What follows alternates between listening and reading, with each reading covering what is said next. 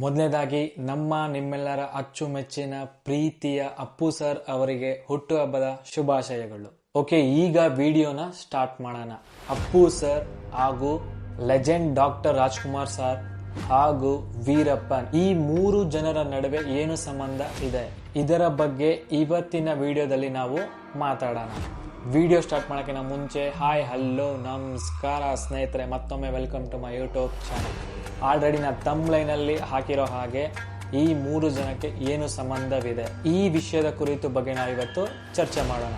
ಮೊದಲನೇದಾಗಿ ನಮ್ಮ legend doctor Rajkumar sir ಅವರು ತಮ್ಮದೇ ಆದ ಗಾಜನೂರು ಫಾರ್ಮ್ ಹೌಸ್ಗೆ ಹೋಗಿರ್ತಾರೆ. ಈ ಫಾರ್ಮ್ ಹೌಸ್ಗೆ ಹೋದ ನಂತರ ಇಲ್ಲಿಂದ ಇವರನ್ನ ಕಿಡ್ನಾಪ್ ಮಾಡ್ತಾರೆ. ಕಿಡ್ನಾಪ್ ಮಾಡಿದಾದ್ರು ಯಾರು? Veerappan, the Asian biggest smuggler ಆದ ವೀರಪ್ಪನ್ ಇವರನ್ನ ಕಿಡ್ನಾಪ್ ಮಾಡ್ತಾರೆ. ಜುಲೈ 30, 2000ನೇ ಇಸ್ವಿಯಲ್ಲಿ ಈ ಒಂದು ಪ್ರಕರಣ ನಡೆಯುತ್ತೆ. ಇವರು ಕಿಡ್ನಾಪ್ ಆದ ನಂತರ ಎಷ್ಟೊಂದು ಫಾಲ್ಸ್ ಇನ್ಫಾರ್ಮೇಶನ್ ಹರಡಾಡ್ತವೆ ಅಂದ್ರೆ, ಈ ಒಂದು ಕಿಡ್ನಾಪ್ ಹಿಂದೆ ನಮ್ಮ ಪವರ್ ಸ್ಟಾರ್ ಪುನೀತ್ ರಾಜ್ಕುಮಾರ್ ಅವರ ಕೈವಾಡ ಇದೆ ಅಂದ್ಬಿಟ್ಟು ಎಷ್ಟೋ ಜನ ಹೇಳ್ತಾರೆ. ಹಾಗೂ ನಮ್ಮ ಪವರ್ ಸ್ಟಾರ್ ಅವರು ಇಲ್ಲಿಗಲ್ ಆಗಿ ಏನೇನೋ ಬಿಸ್ನೆಸ್ ಮಾಡ್ತಾ ಇದ್ರಂತೆ, ಗ್ರಾನೈಟ್ ಬಿಸ್ನೆಸ್ ಮಾಡ್ತಾ ಇದ್ರಂತೆ. ಈ ಕಾರಣಕ್ಕಾಗಿ ವೀರಪ್ಪನ್ ಅವರು the legend doctor Rajkumar sir ಅವ್ರನ್ನ ಕಿಡ್ನಾಪ್ ಮಾಡಿದಂತೆ. ಅಂತೆ ಕಂತೆ ಸುಳ್ಳಿನ ಕಂತೆಗಳೇ ಸೃಷ್ಟಿಯಾದವು. ಈ ಒಂದು ವಿಷಯಗಳು ಈಗಲೂ ಹೇಟರ್ಸ್ ಬಾಯಲ್ಲಿ ಬರ್ತಾನೆ ಇರ್ತವೆ. ಆ ಥರ ಮಾಡಿದ್ರು, ಈ ಥರ ಮಾಡಿದ್ರು, ಹಂಗೆ ಹಿಂಗೆ ಅಂತ. ಅವೆಲ್ಲ ಸುಳ್ಳು ಕಟ್ಟುಕತೆಗಳು, ಗಾಳಿ ಸುದ್ದಿ ಹಾಗೂ ಗಾಳಿ ಮಾತು ಅಂತ ಏನು ಹೇಳ್ತೀವಿ ನಾವು, ಇವೆಲ್ಲ ಗಾಳಿ ಸುದ್ದಿಗಳು. ಆ ಥರ ಯಾವುದೇ ಒಂದು ಇನ್ಸಿಡೆಂಟ್ ಕೂಡ ಆಗಿಲ್ಲ. ಯಾವುದೇ ಒಂದು ರೀತಿಯ ಸಂಬಂಧ ಕೂಡ ಇರಲಿಲ್ಲ ನಮ್ಮ ಅಪ್ಪು ಸರ್ ಹಾಗೂ ವೀರಪ್ಪನ ನಡುವೆ. ವೀರಪ್ಪನ್ ಅವರಿಗೆ ಕೆಲವೊಂದು ಕೆಲಸಗಳು ಆಗಬೇಕಾಗಿರುತ್ತೆ. ಆಗ ಕೆಲವೊಂದು ಕೆಲಸಕ್ಕೋಸ್ಕರ, ಕೆಲವೊಂದು ಕೆಲಸ ಮಾಡೋದಕ್ಕೋಸ್ಕರ ಆಗಿ ನಮ್ಮ ಲೆಜೆಂಡ್ ಡಾಕ್ಟರ್ ರಾಜ್ಕುಮಾರ್ ಸರ್ ಅವ್ರನ್ನ ಕಿಡ್ನಾಪ್ ಮಾಡ್ತಾರೆ. ಯಾಕಂದರೆ ಆಗಿನ ಕಾಲದಲ್ಲಿ ನಮ್ಮ ಲೆಜೆಂಡ್ ಡಾಕ್ಟರ್ ರಾಜ್ಕುಮಾರ್ ಸರ್ ಅವರ ಫೇಮು ತುಂಬಾನೇ ಪೀಕಲ್ಲಿತ್ತು. ಇದೇ ಕಾರಣಕ್ಕೆ ವೀರಪ್ಪನ್ ಅವರಿಗೆ ಇವರನ್ನ ಕಿಡ್ನಾಪ್ ಮಾಡಿದ್ರೆ ನಮ್ಮ ಕೆಲಸಗಳನ್ನ ನಾವು ಸುಲಭವಾಗಿ ಮಾಡ್ಕೊಳ್ಳಬಹುದು ಅನ್ನೋ ಯೋಚನೆ ತಲೆಯಲ್ಲಿ ಬಂದು ನಮ್ಮ ಲೆಜೆಂಡ್ ಡಾಕ್ಟರ್ ರಾಜ್ಕುಮಾರ್ ಸರ್ ಅವ್ರನ್ನ ಕಿಡ್ನಾಪ್ ಮಾಡ್ತಾರೆ. ಹಾಗೂ 108 ದಿನಗಳ ಕಾಲ ನಮ್ಮ ಲೆಜೆಂಡ್ ಡಾಕ್ಟರ್ ರಾಜ್ಕುಮಾರ್ ಸರ್ ಅವರು ಕಾಡಿನಲ್ಲಿ ಕಳೀತಾರೆ. 108 ದಿನಗಳ ಆದ ನಂತರ ನಮ್ಮ ಲೆಜೆಂಡ್ ಡಾಕ್ಟರ್ ರಾಜ್ಕುಮಾರ್ ಸರ್ ಅವರು ತಿರ್ಗಾ ಅವರ ಮನೆಗೆ ಮರಳಿ ಬರ್ತಾರೆ. ಈ 108 ದಿನಗಳ ಕಾಲನೂ ಕೂಡ ನಮ್ಮ ಲೆಜೆಂಡ್ ಡಾಕ್ಟರ್ ರಾಜ್ಕುಮಾರ್ ಸರ್ ಅವರಿಗೆ ವೀರಪ್ಪನ್ ಯಾವುದೇ ಒಂದು ನೋವು ಕೂಡ ಆಗಲಿ, ಯಾವುದೇ ಒಂದು ಚಿಕ್ಕ ಗಾಯ ಆಗಲಿ ಕೂಡ ಏನು ಮಾಡಲಿವಂತೆ, ತುಂಬ ಚೆನ್ನಾಗಿ ನೋಡ್ಕೊಂಡಿದ್ರಂತೆ. ಹೀಗಂತ ರಾಜ್ಕುಮಾರ್ ಸರ್ ಅವರೇ ಹೇಳಿದ್ದಾರೆ. ಈ 108 ದಿನಗಳ ಕಾಲ ಹೇಗಿತ್ತು ಅಂದರೆ, ಯಾವ ಥರ ಫಾಲ್ಸ್ ಇನ್ಫಾರ್ಮೇಷನ್ ಹರಡಾಡ್ತಿದ್ವು ಅಂದರೆ, ಇದಕ್ಕೆಲ್ಲ ಮುಖ್ಯ ಕಾರಣನೇ ಅಪ್ಪು ಸರ್ ಅವರಂತೆ. ಹಾಗೂ ಇವರು ಇಲ್ಲಿಗಲ್ ಬಿಸ್ನೆಸ್ ಮಾಡ್ತಿದ್ರಂತೆ.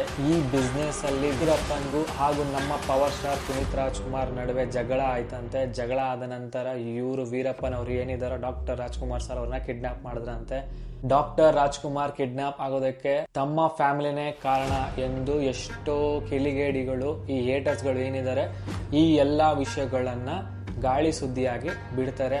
ಈ ಫಾಲ್ಸ್ ಇನ್ಫಾರ್ಮೇಶನ್ ಈಗಲೂ ಕೂಡ ತುಂಬಾ ಜನನೇ ನಂಬಿದ್ದಾರೆ. ಇದೊಂದು ಫಾಲ್ಸ್ ಇನ್ಫಾರ್ಮೇಶನ್, ನೀವು ಗೂಗಲ್ ಅಲ್ಲಿ ಟೈಪ್ ಮಾಡಿದ್ರು ಕೂಡ ಇದೊಂದು ಫಾಲ್ಸ್ ಅಲಿಗೇಷನ್, ಫಾಲ್ಸ್ ಇನ್ಫಾರ್ಮೇಶನ್, ಗಾಳಿ ಸುದ್ದಿ ಅಂತ ನಾವು ಹೆಂಗ್ ಕರಿತೀವೋ, ಈಗಲೂ ಅದು ಗೂಗಲ್ ಅಲ್ಲಿ ಕ್ಲೀನ್ ಆಗಿ ಕರೆಕ್ಟ್ ಆಗಿ ತೋರಿಸುತ್ತೆ. ಯಾವುದೇ ಒಂದು ರೀತಿಯ ಸಂಬಂಧ ಇರಲಿಲ್ಲ ನಮ್ಮ ಅಪ್ಪು ಸಾರ್ಗೂ ಹಾಗೂ ವೀರಪ್ಪನ್ಗೂ. ಯಾವುದೇ ಒಂದು ರೀತಿಯ ಸಂಬಂಧ ಇರಲಿಲ್ಲ. ಯಾವ ಇಲ್ಲಿಗಲ್ ಬಿಸ್ನೆಸ್ ಮಾಡ್ತಾ ಇರಲಿಲ್ಲ. ಈ ವಿಷಯದ ಕುರಿತು ನಮ್ಮ ಅಪ್ಪು ಸರ್ ಅವರು ಕೂಡ ಹೇಳಿದ್ದಾರೆ.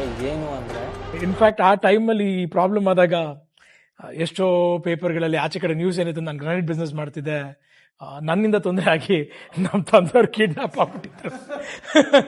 ಸೊ ಹಲವಾರು ನ್ಯೂಸಸ್ ಈ ಥರ ಬಂತು. ಆ ಟೈಮಲ್ಲಿ ಒಂದು ಟೈಮಲ್ಲಿ ನಾನು ಗ್ರಾನೈಟ್ ಬಿಸ್ನೆಸ್ ಮಾಡೋಕ್ಕೆ ಅಂತ ಹೇಳಿದಾಗ, ಇಲ್ಲಿಗಲ್ ಗ್ರಾನೈಟ್ ಅಂತ ಹೇಳಿ ನನ್ನ ಫೋಟೋನೇ ಬಂದ್ಬಿಟ್ಟಿತ್ತು. ನಮ್ಮ ತಂದೆಯವ್ರು ಬಂದು ಅವಾಗ ಹೇಳಿದ್ರು, ಇದನ್ನು ಮಾಡೋದೇ ಬಿಟ್ಬಿಡು. ನನಗೇನಂದ್ರೆ, ಇಲ್ಲ ನಾನು ಏನೋ ಬೇರೆ ಬಿಸ್ನೆಸ್ ಮಾಡ್ತೀನಿ, ನನಗೆ ಯಾಕೆ ಹಿಂಗೆಲ್ಲ ಹೇಳಿದ್ರು, ಈ ಕಡೆ ಎಲ್ಲ ಆಗ್ತಿದ್ದಾರೆ ಅಂತ. ಇಲ್ಲ ಕೆಲವು ಹೌದು ಅವ್ರು ಯಾವುದೋ ಒಂದು ಫಂಕ್ಷನ್ಗೆ ಹೋದಾಗ ಅಲ್ಲೆಲ್ಲೋ ಸ್ಟೇಜ್ ಅಲ್ಲಿ ಆವಾಗ ನಾನು ಇನ್ನೂ ಸಿನಿಮಾ ಆಕ್ಟ್ ಮಾಡ್ತಿರ್ಲಿಲ್ಲ, ಏನಿಲ್ಲ, ಸುಮ್ಮನೆ ಕಾರಣ ಕುಡಿದ ಅಲ್ಲಿ ಕಿರಿತಾನ ಅಲ್ಲೂ ಮೈಕೆಲ್ಲ ಕೆಳಗೆಲ್ಲ ಹಿಡಿದು ಬಂದು ಹೊಡೆಯೋಕೆಲ್ಲ ಹೋಗ್ಬಿಟ್ಟಿದ್ದೀನಿ. ನಿನ್ ಕೆಲಸ ಏನಿದೆ ನೀನ್ ನನಗೇನಂದ್ರೆ, ಅದು ನನ್ನ ಬಿಸ್ನೆಸ್ಸು. ಅಕಸ್ಮಾತ್ ಏನಾದ್ರೂ ಇಲ್ಲೀಗಲ್ ಆಗಿದ್ರೆ ಅದಕ್ಕೆ ಲಾ ಅಂಡ್ ಆರ್ಡರ್ ಇದೆ. ಆಚೆ ಕಡೆ ಇರೋನ್ ಯಾರು ಕಮೆಂಟ್ ಮಾಡಕ್ಕೆ, ಫಾರ್ ವಾಟ್ ಅಂತ ನನ್ನ ಮನ್ಸಿಗೆ ಅನ್ಸೋದು. So I went through a lot of pain. ಎಷ್ಟು ಸಿಲ್ಲಿ ಅಲ್ಲ. ನಾನು ಇಲ್ಲಿಗಲ್ ಬಿಸ್ನೆಸ್ ಮಾಡಿದ್ರೆ ನನ್ನ ಕೇಳಕ್ಕೆ ಕೋರ್ಟ್ ಇದೆ, ತಪ್ಪು ಮಾಡಿದ್ರೆ ನನ್ನ ಜೈಲಿಗೆ ಹಾಕ್ತಾರೆ, ನೀನ್ ಯಾರು ನನ್ನ ಪ್ರಶ್ನೆ ಮಾಡಕ್ಕಂತ. ಈ ವಿಷಯದ ಕುರಿತು ಸ್ವತಃ ನಮ್ಮ ಅಪ್ಪು ಸರ್ ಅವರೇ ಮಾತಾಡಿದ್ದಾರೆ. ಇದಕ್ಕೂ ನನಗೇನು ಸಂಬಂಧ ಇಲ್ಲ, ಇದೆಲ್ಲ ಫೇಕ್ ನ್ಯೂಸ್ ಅಂತ ಅವರು ಕೂಡ ಕ್ಲಿಯರ್ ಆಗಿ ಕ್ಲೀನ್ ಕಟ್ ಆಗಿ ಹೇಳಿದ್ದಾರೆ. ಈಗ ನೆಕ್ಸ್ಟ್ ವಿಷ್ಣು ದಾದಾ ಅವರ ಫೋಟೋ ಯಾಕೆ ಹಾಕಿದ್ದೀನಿ ತಮ್ನೈನಲ್ಲಿ ಅಂತ ಹೇಳೋದಾದ್ರೆ, ಈ ಒಂದು ಫಾಲ್ಸ್ ಇನ್ಫಾರ್ಮೇಶನ್ ಏನಿದೆಯೋ ಇದೇ ರೀತಿಯ ಇನ್ನೊಂದು ಫಾಲ್ಸ್ ಇನ್ಫಾರ್ಮೇಶನ್ ಕೂಡ ಆಗ ತುಂಬಾ ವೈರಲ್ ಆಗಿತ್ತು. ಅದೇನು ಅಂದ್ರೆ, ನಮ್ಮ ವಿಷ್ಣು ದಾದಾ ಅವರು ಡಾಕ್ಟರ್ ರಾಜ್ಕುಮಾರ್ ಸರ್ ಅವರ ಮೇಲೆ ಗುಂಡಾರಿಸಿದ್ರು ಅಂತ. ಗಂಧದ ಗುಡಿ ಭಾಗ 1 ಈ ಫಿಲಮ್ನ ಶೂಟಿಂಗ್ ನಡಿಬೇಕಾದ್ರೆ ಕ್ಲೈಮ್ಯಾಕ್ಸ್ ಶೂಟಿಂಗ್ ನಲ್ಲಿ ನಾವೇನು ಈ ಫಿಲಮ್ ಅಲ್ಲಿ ಕ್ಲೈಮ್ಯಾಕ್ಸ್ ಸೀನ್ ನೋಡಿದೀವೋ, ನಮ್ಮ ವಿಷ್ಣು ದಾದಾ ಅವರು ಒಂದು ಶೂಟಿಂಗ್ ಸೀನ್ ಇರುತ್ತೆ.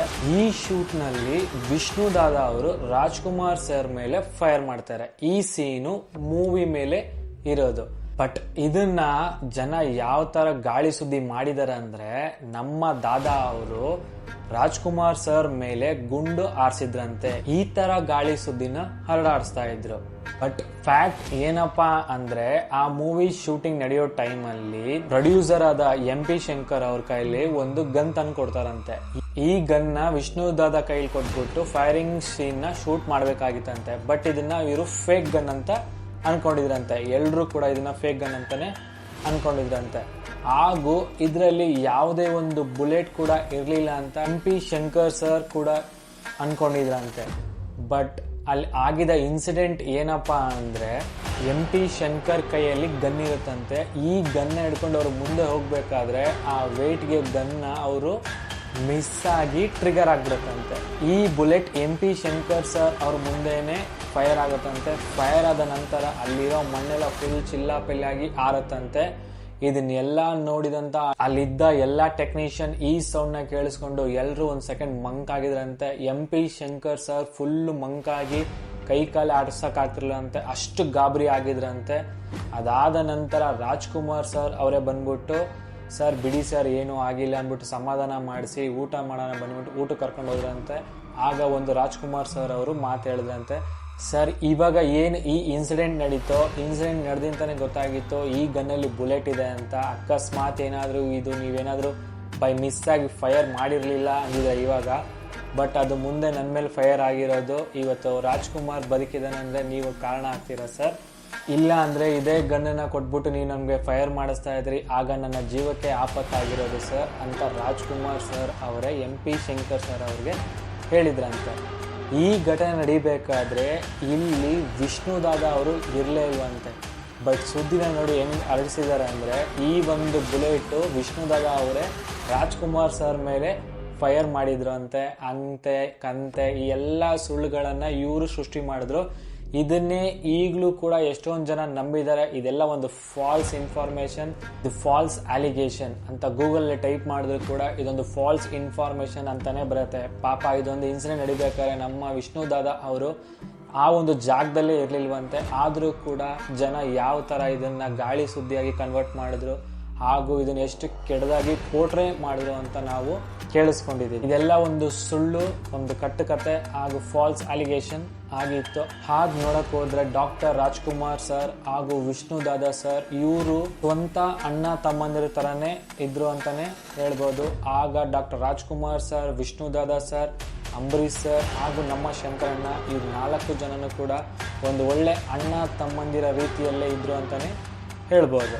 ಇವರು ಹೇಳೋ ಸುಳ್ಳು ಕತೆ ನೋಡೋದಾದ್ರೆ, ಅಕಸ್ಮಾತ್ ವಿಷ್ಣು ದಾದಾ ಅವರು ರಾಜ್ಕುಮಾರ್ ಸರ್ ಮೇಲೆ ಫೈರ್ ಮಾಡಿದ್ರೆ ಅವರು ಯಾಕೆ ಒಗ್ಗಟ್ಟಾಗಿ ಇರ್ತಾ ಇದ್ರು ಒಂದ್ಸತಿ ಯೋಚನೆ ಮಾಡಿ.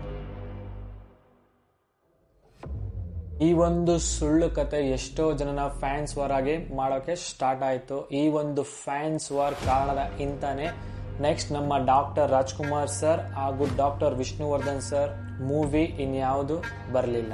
ಕೊನೆಯದಾಗಿ ಹೇಳಬೇಕು ಅಂದ್ರೆ, ಎಲ್ಲ ಫಾಲ್ಸ್ ಅಲಿಗೇಷನ್, ಈ ಏನು ಗಾಳಿ ಸುದ್ದಿ ಗಾಳಿ ಮಾತು ಅಂತ ಹೇಳ್ತೀವೋ ಇದನ್ನ ಜನ ತುಂಬಾನೇ ಬೇಗನೆ ನಂಬಿಡ್ತಾರೆ. ಬೇಕಾಗಿರೋ ಇನ್ಫಾರ್ಮೇಶನ್ ಬಿಟ್ಬಿಟ್ಟು ಬೇಡದಾಗಿರೋ ಗಾಳಿ ಮಾತನ್ನ ಜನ ಅದನ್ನೇ ಜಾಸ್ತಿ ನಂಬೋದು ಹಾಗೂ ಅದರ ಬಗ್ಗೆ ತಿಳ್ಕೊಳ್ಳೋಕೆ ಪ್ರಯತ್ನ ಪಡ್ತಾರೆ. ಇದಾಗಿತ್ತು ಇವತ್ತಿನ ವಿಡಿಯೋ. ಒಂದು ಫಾಲ್ಸ್ ಅಲಿಗೇಷನ್ ಇಂದ ಯಾವ ಥರ ಒಂದು ಹೇಟರ್ಸ್ಗಳು ಟ್ರೋಲ್ ಮಾಡ್ತಾರೆ ಅಂತ ನಾವು ಆಲ್ರೆಡಿ ನೋಡಿದ್ದೀವಿ. ಇದೊಂದು ಫಾಲ್ಸ್ ಅಲಿಗೇಷನ್, ಇದು ಒಂದು ಕಟ್ಟು ಕತೆ ಅಂತ ಹೇಳ್ತಾ ಈ ವಿಡಿಯೋನ ಇಲ್ಲೇ ಎಂಡ್ ಮಾಡ್ತಾ ಇದ್ದೀನಿ. ಈ ವಿಡಿಯೋ ನಿಮಗೆ ಇಷ್ಟ ಆಗಿದೆ ಅಂತ ಅನ್ಕೊಂತೀನಿ. ಸಬ್ಸ್ಕ್ರೈಬ್ ಮಾಡಿ, ಸಪೋರ್ಟ್ ಮಾಡಿ ಅಂತ ಕೇಳ್ತಾ ಈ ವಿಡಿಯೋನ ಇಲ್ಲೇ ಎಂಡ್ ಮಾಡ್ತಾ ಇದ್ದೀನಿ. ಹಾಗೂ ಮೊದಲಿಂದ ಸಪೋರ್ಟ್ ಮಾಡಿಕೊಂಡು ಬಂದಂತಹ ನನ್ನ ವ್ಯೂವರ್ಸ್ಗಳಿಗೆ ಹಾಗೂ ನನ್ನ ಫ್ರೆಂಡ್ಸ್ಗಳಿಗೆ ಥ್ಯಾಂಕ್ ಯು ಸೋ ಮಚ್.